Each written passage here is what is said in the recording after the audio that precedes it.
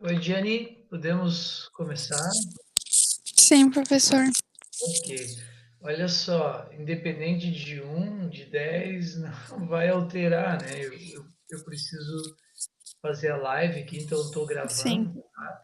Não te preocupa, vai ser bem breve, assim, 10 ou 15 minutos eu estou terminando, tá? tá bom.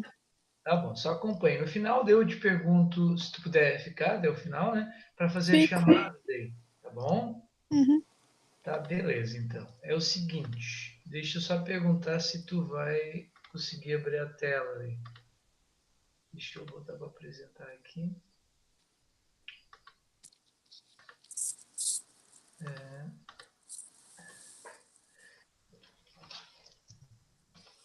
Só confirma para mim se abriu, Jenny. Sim, abriu certinho, professor. Tá bom. Olha só, Jenny, tu é do primeiro 9, né? Sim, Gianni Bus, né, velho? isso. Ah, que bom. Aqui apresenta para mim que eu tenho, o caderno já falou contigo todas as notas, tá tudo certinho. Que bom, que bom. Show de bola. Então, Jenny, pensei assim, ó, rapidinho, né? Boas-vindas, como já estou fazendo, te dando um oi. É bom, fico feliz em poder te ver.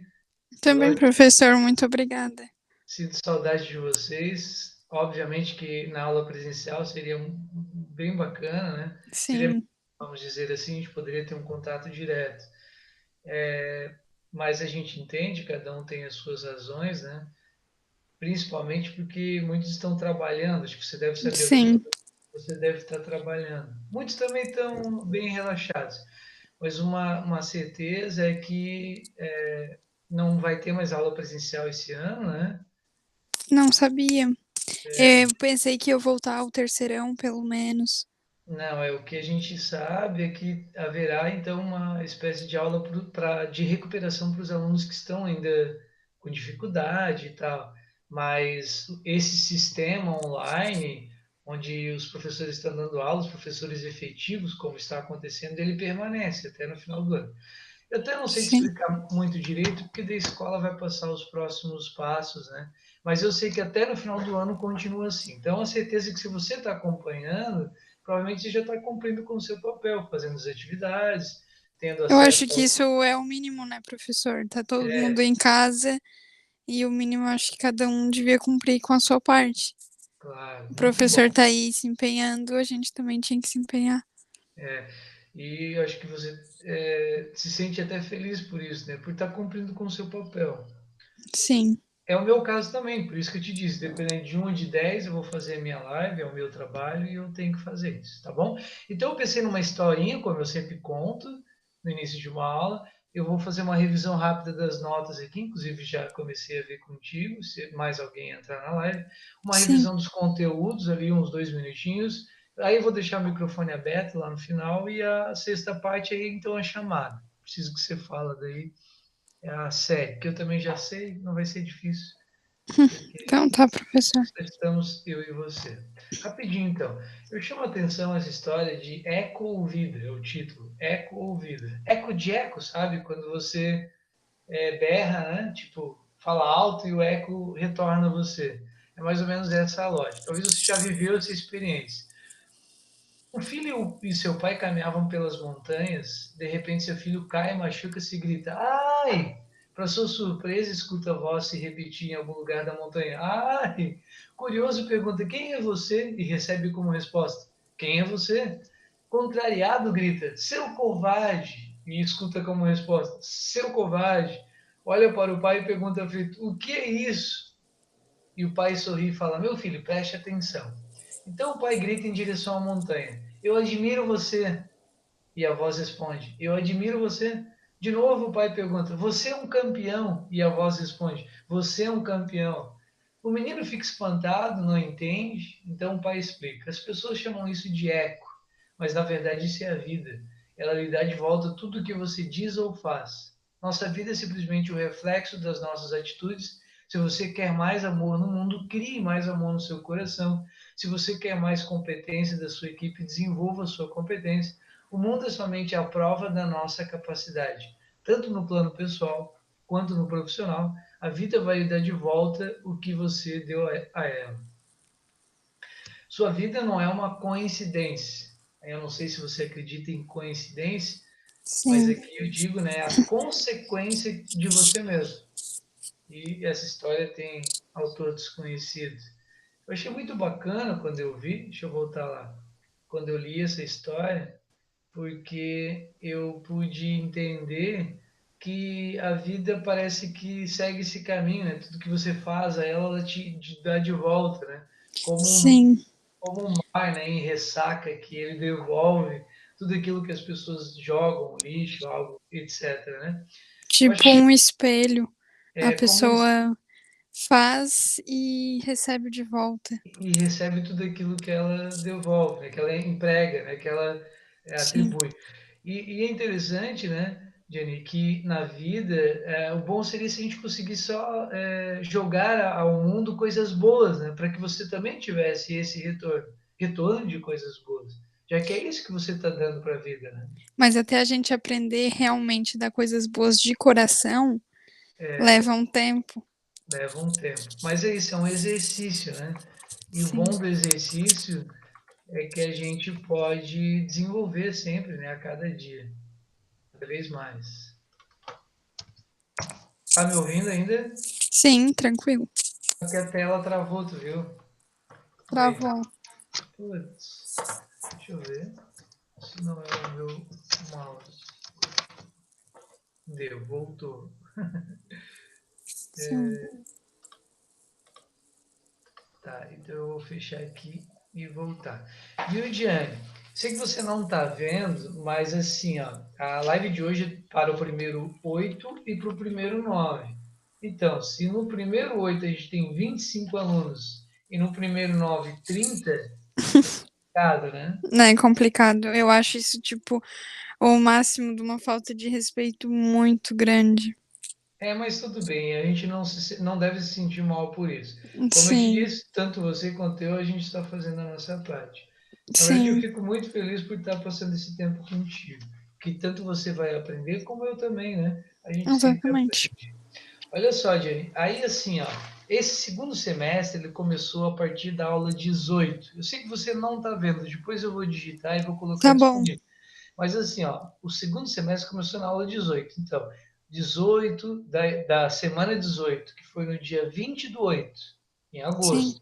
Aí, 18, 19, 20, 21, nós estamos hoje com a live na aula 28.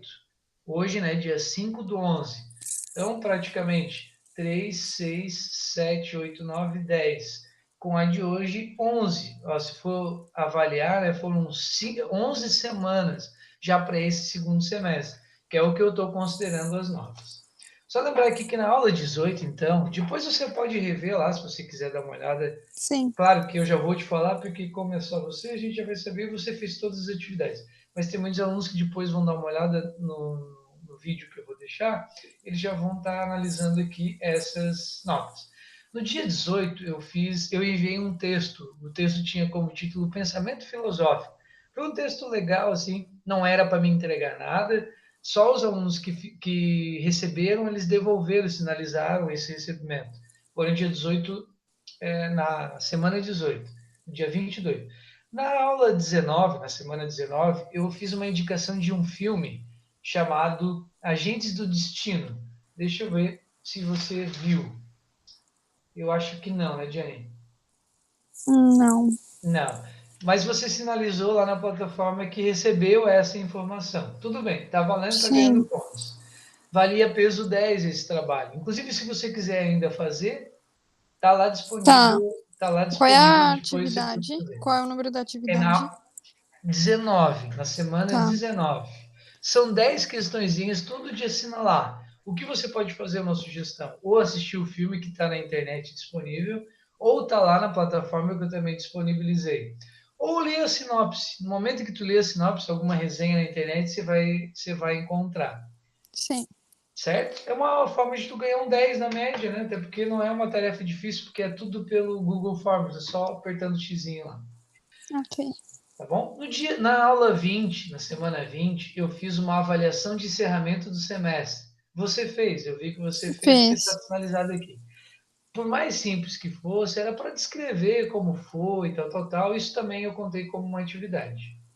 No dia 21 foi o dia então que eu apresentei os critérios que eu utilizei para finalizar a média do primeiro semestre. E aí não valia nota, eu só postei lá como material.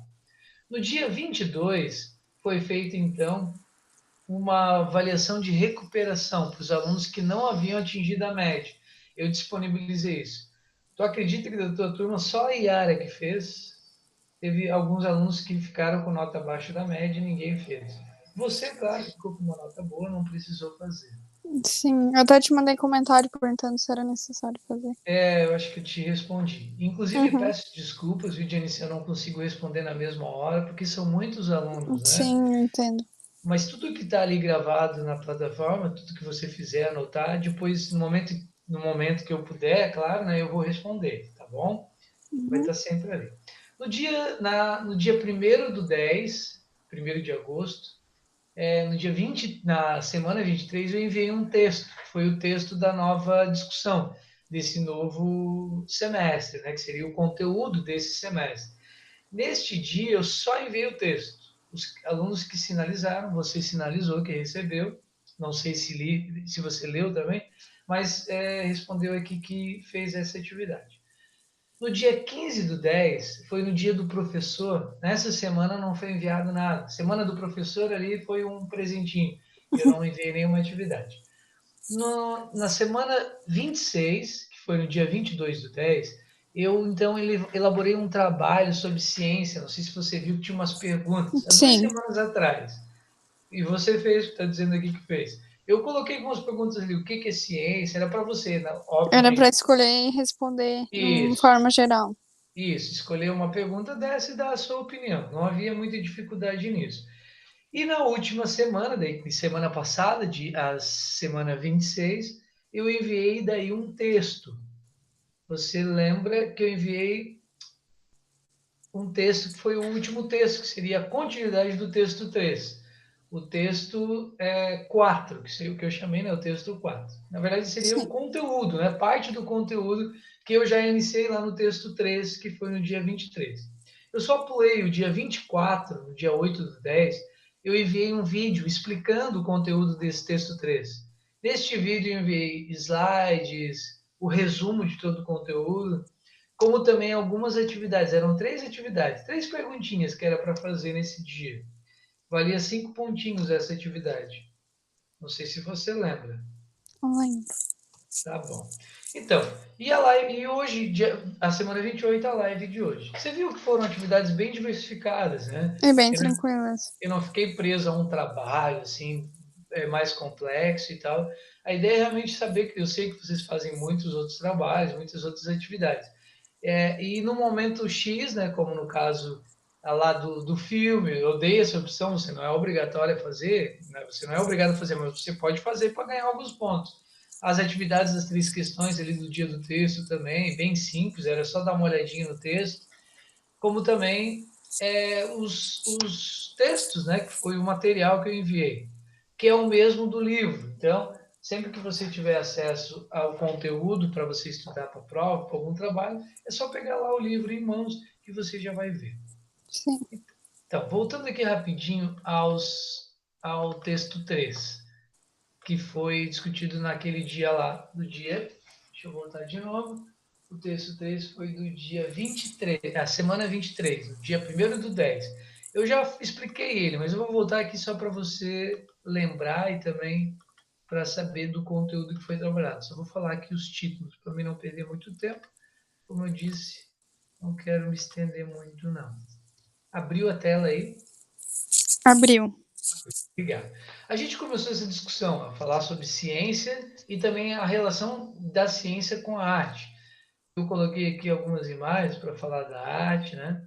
Como também da ciência ali, o exemplo de substâncias, misturas e tal. Parece que a ciência se restringe muito a essa lógica da experimentação, que nem sempre é isso, né?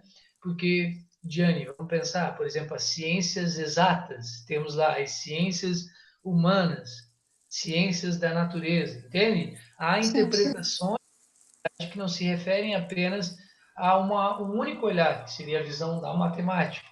Inclusive, a própria filosofia que a gente está tendo a discussão aqui hoje, né, ela faz parte das ciências humanas. E, inclusive, falar de ciências humanas é um pouco difícil, né? Porque se você for pensar, por exemplo, a filosofia, ela não é exata como a matemática. E muitas vezes, se eu te pergunto, né, um conceito, o que é felicidade para você? Não tem um resultado pronto e acabado, né? Até parece que essa resposta é subjetiva. O conceito que você tem de felicidade é diferente do meu. Sim. Mas é claro que nós dois podemos chegar num comum acordo, né? Ah, felicidade é satisfazer as nossas necessidades, tomar água, por exemplo. Felicidade é ter saúde. Bem, existem formas de interpretar a realidade. E aí que vem talvez a questão das ciências humanas, né? Principalmente. Se for pensar na filosofia. Mas aqui no livro, a gente está falando da ciência de uma forma mais ampla.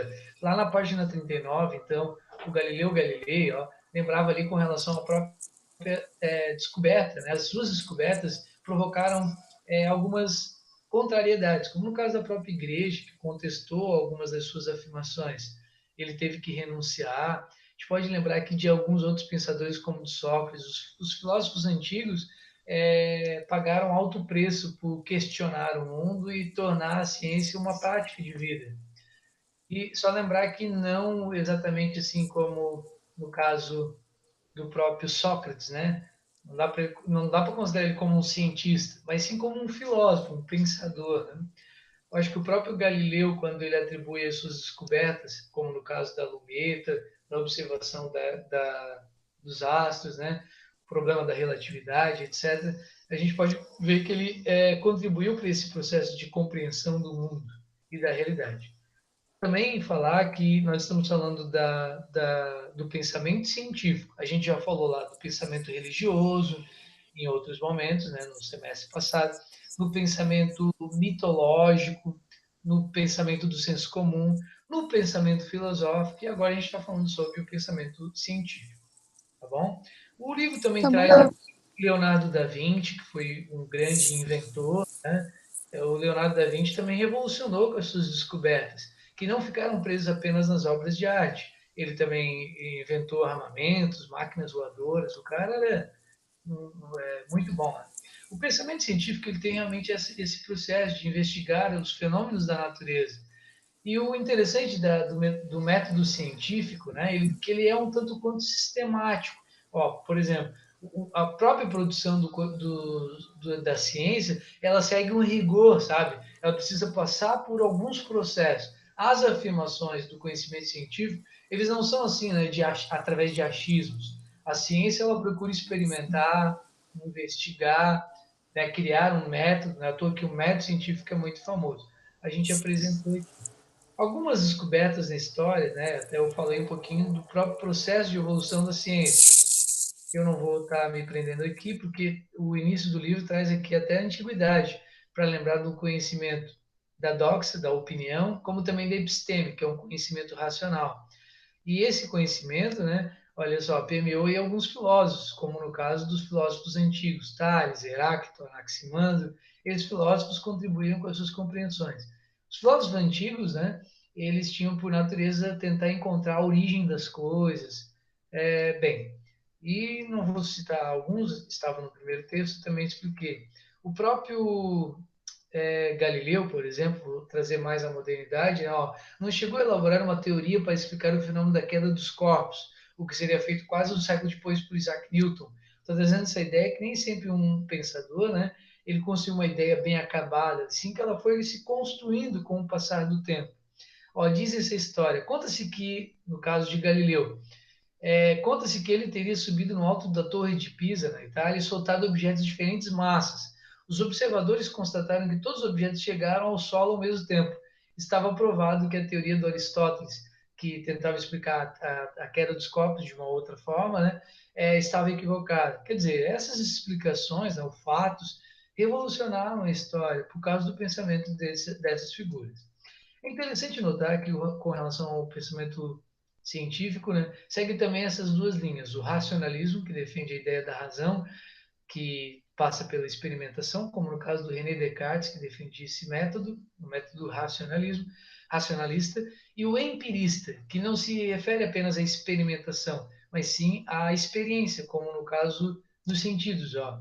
Os racionalistas acham que os sentidos podem nos enganar. Até se tem um exemplo da colher dentro de um copo, que ela parece que pode haver interpretações. No caso dos sentidos, né, os sentidos nos enganam, e é famoso esse ditado. Os empiristas acham que o conhecimento ele só acontece pela experiência. Você precisa tocar, por exemplo, sentir, cheirar.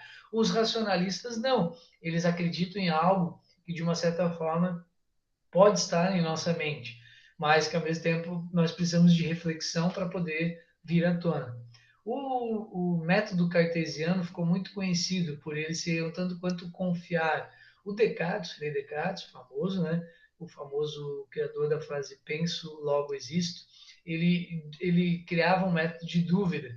E essa dúvida, através de um procedimento, ó, ele chegou ao conhecimento mais próximo da verdade. Nós falamos um pouco sobre isso lá na primeira aula. Eu expliquei aqui as teorias, os métodos, os 10 passos do método científico, e eu finalizei a discussão com a ciência hoje. É interessante essa lógica da ciência hoje de pensar que o método científico veio se adaptando com o passar do tempo. E a partir do século XX, né, na verdade, ele se construiu propriamente dito com um conhecimento mais bem construído, vamos dizer assim. E também, é claro, né, o próprio Feyerabend, o Paul Feyerabend, ele publicou um livro contra o método em que ele defendia uma ideia anarquista de um conhecimento epistemológico, que ele tem que ter fundamento científico. A ciência não é um saber tão organizado e metódico quanto em geral acreditamos. O único princípio que não dificulta o processo de conhecimento é aquele que afirma que tudo vale. Que, por exemplo, né, de um conhecimento que ele tem uma verdade absoluta. Nem sempre o conhecimento científico é 100% confiável também. Ele pode se alterar, se transformar com o passar do tempo. Ó, a ciência atualmente é cada vez mais uma atividade colaborativa, feita através de pesquisa e redes de pesquisas. Quer dizer, a todo momento a ciência está evoluindo dentro desse processo de investigação da realidade. Falei demais? Falei de menos? Diane? Não, professor, foi tranquilo. Tua explicação foi ótima. Tu vê que eu, a partir desse primeiro texto, né, trouxe apenas um relato básico aqui para te posicionar dentro dessa discussão. Na sequência, eu preciso terminar aqui rapidinho, daí a outra janela, já estou te liberando, tá? Sim. Que seria o texto 4, a continuidade desse texto, seria os outros temas. Se você pegar, então, deixa eu abrir a janela, aqui. Abriu? Abriu. Abriu. Se eu pegar lá na página 52 do livro, tu vai ter a continuidade, o ser humano como criador. Essa parte do livro traz aqui uma discussão legal também, daí porque traz a relação da ciência com a arte. Se você for ver, graças ao autor até coloca aqui, ó, segundo o texto, criar, pensar, dançar, sonhar são defeitos perigosos. Traz a ideia de um texto do Tom Zé, que ele diz o seguinte, rapidinho, defeito inato da população. O terceiro mundo tem uma crescente população, a maioria se transforma em uma espécie de androide, quase sempre analfabeto e com escassa especialização para o trabalho. Isso acontece aqui nas favelas do Rio, São Paulo e Nordeste do país, e em toda a periferia da civilização. Esses androides são mais baratos que um robô operário fabricado na Alemanha e no Japão, mas revelam alguns defeitos inatos como criar, pensar, dançar, sonhar, são defeitos muito perigosos para o padrão primeiro mundo. Aos olhos dele, nós, quando praticamos essas coisas por aqui, somos androides, com defeitos de fabricação. Pensar sempre será uma afronta. Ter ideias, compor, por exemplo, é ousar. No umbral da história, o projeto de juntar fibras vegetais e criar a arte de tecer foi uma grande ousadia. Pensar sempre será. É interessante essa discussão que o próprio Tom Zé traz à música para falar que nós não somos uma máquina, né? Um robô, por exemplo, que cria as coisas do mundo. Claro que o robô ele tem uma programação específica para criar, mas nós como humano nós também desenvolvemos uma arte em tudo que nós fizemos. E a arte, ela encanta, né? Ernest Cassirer, está ali no slide, ó, afirma que a arte encanta porque é capaz de levar o ser humano além da contemplação ordinária e revela a nossa imaginação, a múltipla a multiplicidade das coisas. Eu vou trazer exemplo da arte. Eu toco violão, adoro tocar violão, e eu vejo que a arte me traz uma sensação muito grande com o mundo. A arte me possibilita muitas vezes o sentimento de alegria, como no caso da música, né? Me faz chorar, me faz rir. Ela me faz ser humano propriamente dito. A arte me traz uma característica muito interessante de humanidade, porque me faz ficar arrepiado, me faz lembrar dos fatos do passado e etc. O que acontece se a arte deixa de ser aquilo que nos liberta? Porque a arte tem uma função muito, muito boa, que é nos tornar livres. Só que a arte, quando ela aprisiona as pessoas e está por trás de jogo de interesses, ela pode ser ruim. A toa que traz aqui ó, a perspectiva do Nietzsche, a criação depende da articulação de dois princípios. Segundo ele, a arte deve ser centrada na razão e na harmonia, o conceito de apolínea, e nem sempre ela pode estar voltada à questão da desordem, que ele chama de dionisíaca, que são os dois princípios da mitologia grega. Para Nietzsche, a arte, com suas forças de criação, que nos faz plenamente humanos, pois ela nos dá a oportunidade de produzir nossa própria vida, construindo o que somos à medida que vamos vivendo. É interessante a arte, porque nos ajuda realmente, como eu falei, a nos tornar um ser mais humano. E no livro, o autor traz aqui a perspectiva da indústria cultural, porque com o passar do tempo, a arte se tornou meio que um sistema capitalista. A escola de Frankfurt tem alguns pensadores que fazem parte dessa escola, Adorno, o Horkheimer, o Walter Benjamin. Esses pensadores criaram o que eles chamam de teoria crítica, uma teoria para criticar a influência da indústria cultural a partir da arte. Ó, exemplo da arte, ela quando ela muitas vezes escraviza a arte, quando ela perde a sua qualidade porque ela tem que atender a lógica do mercado. Ó, ele cita a ideia da invenção da fotografia, que por um lado a fotografia é boa, né? Porque e muitas vezes até criticada porque parece que tudo é cópia a partir da fotografia. E muitas vezes a fotografia pode ser até uma obra de arte, mas a arte da fotografia ela pode ser muito simples, né? Todo mundo pode ter acesso, massifica, né? Eles afirmavam que a obra de arte reproduzida seria transformada em mais uma mercadoria quando ela estivesse atendendo, né, a lógica do mercado. Bem, Adorno chamou o efeito desse processo da capitalização, né, da mercadoria, da arte, como um processo de semicultura, que seria uma cultura não total, porque é uma cultura pela metade. As pessoas não teriam acesso a uma obra de arte com qualidade. Pode citar aqui o exemplo das músicas hoje no país, né? Que elas atendem meio que uma lógica de mercado, né? Ela toca na rádio, por exemplo, não nem sempre que as pessoas querem ouvir, mas também segue uma lógica do que as pessoas precisam ouvir, porque alguém selecionou e etc. É característica da indústria cultural repetirem seus produtos de uma forma que já sabe que dá certo. Até interessante, né, Jenny? Por exemplo, não há um meio que possa favorecer a arte, no caso de cinema, teatro, né, em si, até mesmo quadros, né, pinturas, esculturas, a gente não vê a valorização da arte como um todo. Né? Arte e criação relacionadas com o mundo, assim como qualquer pessoa, a gente experimenta sensações boas e ruins. A arte mobiliza, ela cria nas pessoas esse sentimento. Bem, vamos ao ponto final, porque a filosofia se aproxima muito da arte e da ciência. A gente até viu que há relações conflituosas entre a filosofia com a mitologia, com a religião e o senso comum. Mas a filosofia se aproxima da arte, porque né, envolve a reflexão, inclusive a própria ciência, no sentido da crítica da ciência, de que forma ela pode ser utilizada. A filosofia consiste em produzir conceitos com base em experiências do pensamento, e assim gerar outros pensamentos. Portanto, com as formas de enfrentar o mundo que não convidam nem incitam ao pensamento constante, a filosofia não pode interagir com a mesma intensidade, como no caso de um conhecimento muitas vezes religioso, que dizem que a filosofia entra em choque, né? Porque muitas vezes a religião ela tem um pensamento pronto e acabado. A mitologia, né? Como se você tivesse que acreditar numa teoria mitológica, né? Num Deus, ou até mesmo no senso comum, que não é um conhecimento refletido, né? As pessoas tomam como verdade algo que é compartilhado. Bem, eu finalizo aqui as discussões. Viu, Jenny? Foi rapidinho. Ó, a Maria Carolina também acabou de entrar. Que bom. Olá, Maria. Como é que foi, Jenny? Foi rápido? Foi rápido, mas teve bastante explicação. Foi bem bom, professor.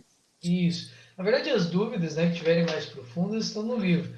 Você vê que, Sim, claro que a aula presencial seria interessante porque a gente poderia ter um contato mais direto de aprofundamento do conteúdo.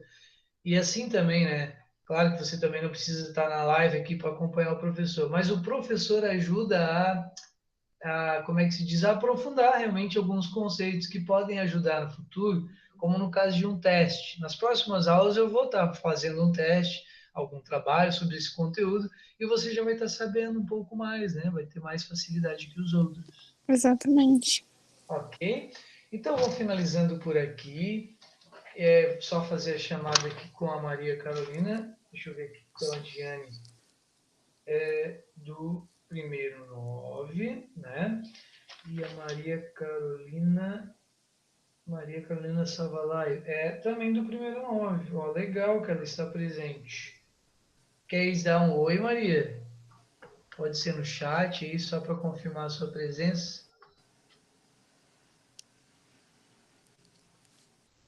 Bem, talvez ela não esteja com o microfone ligado. Não dá nada. Importante que vocês duas assistiram também. Jenny, quer falar alguma coisa? Não, tudo tranquilo, professor. Só te agradecer a atenção mesmo. Opa, que bom, eu também fico feliz. Oi, não consegui ligar o microfone. Oi, Maria, tudo bem? Boa tarde. Tudo certo, professor? Deu para te acompanhar um pouquinho, não? Aham, consegui. Eu tinha chegado um pouquinho antes já, é porque eu tinha que ir na escola do meu irmão buscar umas atividades dele. Certo, certo.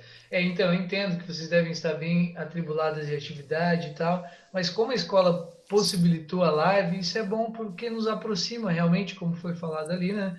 E nos ajuda a colocar em dia tudo que nós estamos fazendo, sejam as atividades, sejam os próximos passos, como também os trabalhos que já foram aplicados. Tá bom, Maria? Tá bom. Tá bom, Diane? Tá Fiquem em bom, paz, professor. tudo de bom para vocês e a gente volta a conversar mais na frente, tá bom? Tá bom. Um Tchau. abraço. Tchau, Um tchau. abraço.